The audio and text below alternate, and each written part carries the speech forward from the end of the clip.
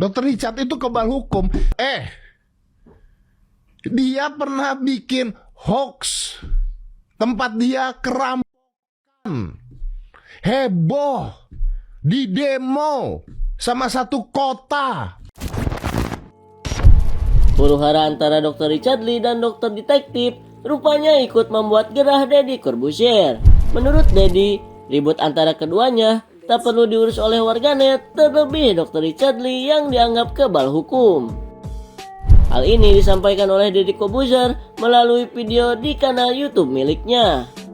Deddy kemudian mengungkit kasus lama Dr. Richard Lee yang dilaporkan menyebarkan konten bohong soal pembobolan klinik kecantikannya di Sumatera Barat. Kala itu, Richard Lee bahkan sampai didemo oleh mahasiswa. So, gimana menurut kalian? Komen.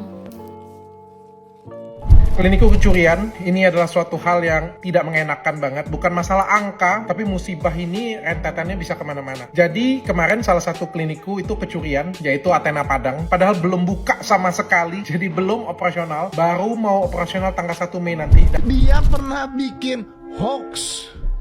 Tempat dia heboh.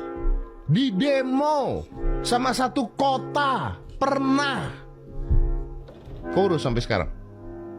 Enggak kan? Itu apa tidak berita kebohongan? Keurus sampai sekarang? Enggak keurus. Pengacaranya udah pernah gue undang ke sini. Ya, tuduhannya sudah ada, masuk ke polisi. Mana sekarang? Mana? Kebal hukum kan? Om Deddy bilang, ngapain sih masyarakat dan Doktif itu ngurusin Dr. Richard? Toh, Dr. Richard ini kayaknya kebal hukum. Dan di dalam video tersebut, Om Deddy memberikan contoh kasus Athena Padang. Mungkin kalau teman-teman lupa, di dalam kasus tersebut, Dr. Richard pernah membuat video kalau kliniknya kemalingan. Beliau memaparkan CCTV dan bahkan memberikan sayembara sebesar 10 juta bagi siapapun yang bisa menangkap pelaku maling tersebut. Dan ternyata setelah diusut oleh pihak kepolisian, itu semua adalah rekayasa, teman-teman. Artinya apa? Dr. Richard menyebarkan berita bohong. Apakah ada pasalnya? Ada. Teman-teman bisa cek di Undang-Undang ITE. Dan bukan hanya itu. Ini kan bahaya, teman-teman. Kalau semisal ada masyarakat yang ketemu ya sama pegawai yang ya ternyata juga merekayasa pencurian tersebut, kalau dia dihakimi masa gimana? Ini kan bahaya untuk keselamatannya.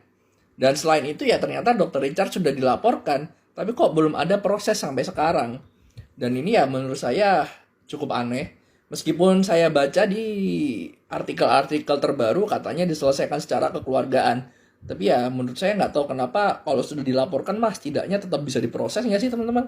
Atau mungkin teman-teman punya pendapat lain?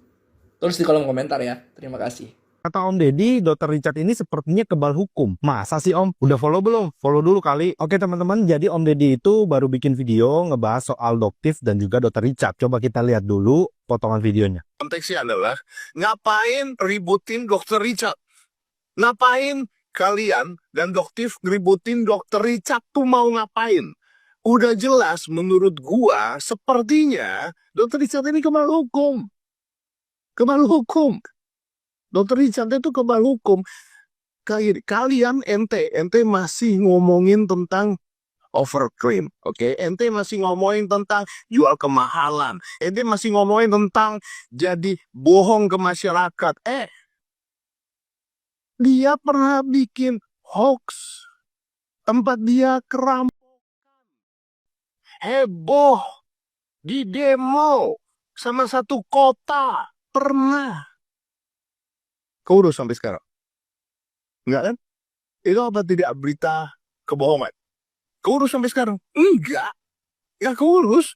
Pengacaranya udah pernah gue undang ke sini. Ya, tuduhannya sudah ada, masuk ke polisi. Mana sekarang? Mana? Kebal hukum kan? Menurut gue lo ya, gue sih nggak tahu. Karena kalau dari yang kemarin, kebal hukum kok. Terus mau ngapain ributin dia tuh mau ngapain? Gua mau ngomong tentang dokter sekarang.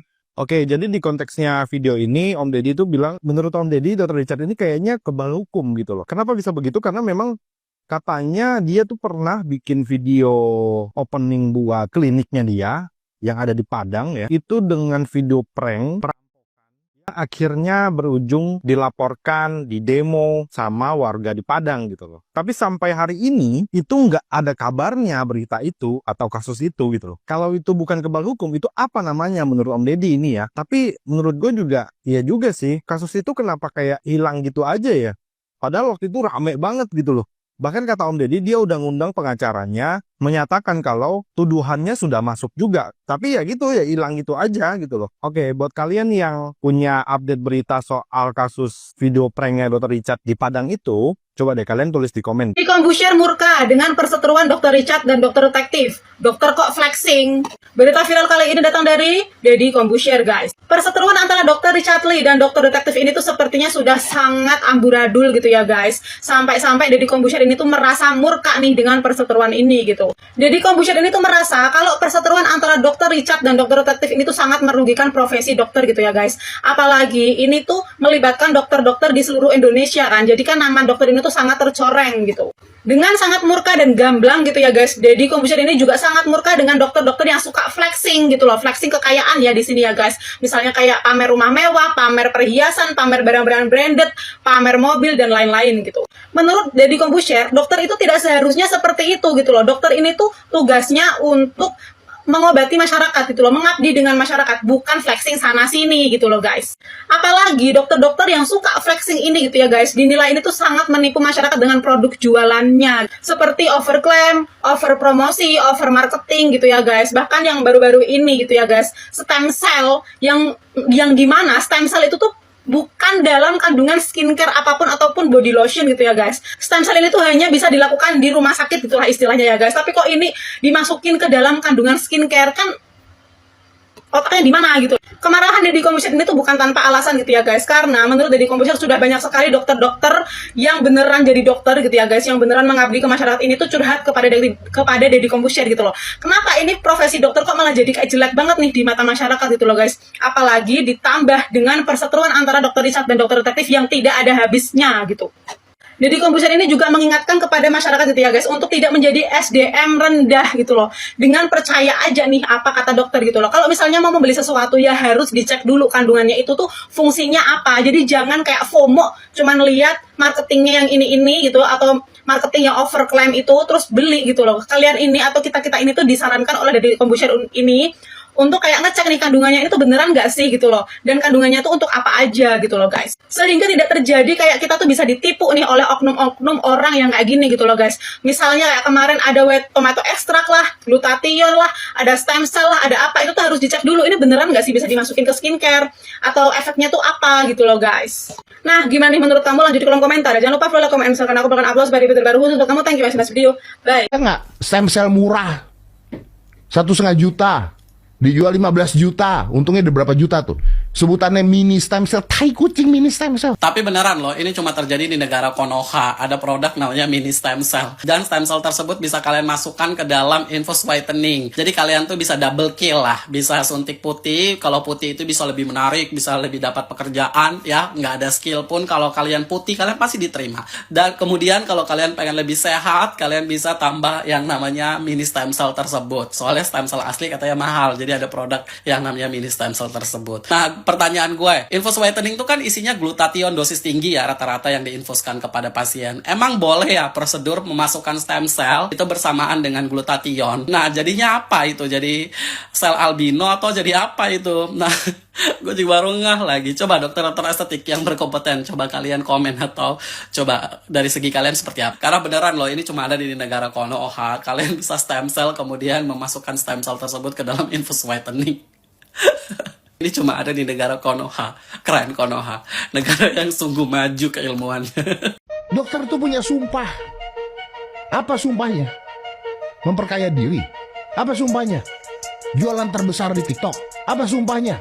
Ribut sama dokter, dokter antar dokter. Apa sumpahnya dokter? Hal yang kita ambil dari case ini adalah satu, masih banyak di luar sana dokter yang betul-betul mengabdi kepada masyarakat, dan banyak juga dokter yang tidak mengumbar kebaikannya, yang beramal, yang di rumah sakit pakai BPJS, tapi karena limit malah dokter yang ikut membayar obatnya dan lain-lain. Kedua, yang dipermasalahkan karena gelar dokternya di branding untuk berjualan, ditambah dengan cara marketing yang kotor dan produk yang dilebihkan, dan memakai branding dokternya agar bisa menjual harga lebih mahal. Ingat, dalam sumpah dokter yang utama adalah kesembuhan pasien, kebaikan pasien, bukan menipu. Ketiga, sesama sejawat dokter memperlakukan sebagaimana dia ingin diperlakukan. Mungkin ada kalanya sudah ditegur secara personal dan baik, tapi tidak ada respon. Akhirnya memakai cara no viral no justice. Sama halnya di Indonesia, kalau ada kasus, beberapa oknum harus diviralkan dulu baru ditindak. Buktinya, kasus bully sesama dokter masih ada kok di Indonesia. Bagaimana menurut kalian? Coba kita diskusi di kolom komentar di bawah ya.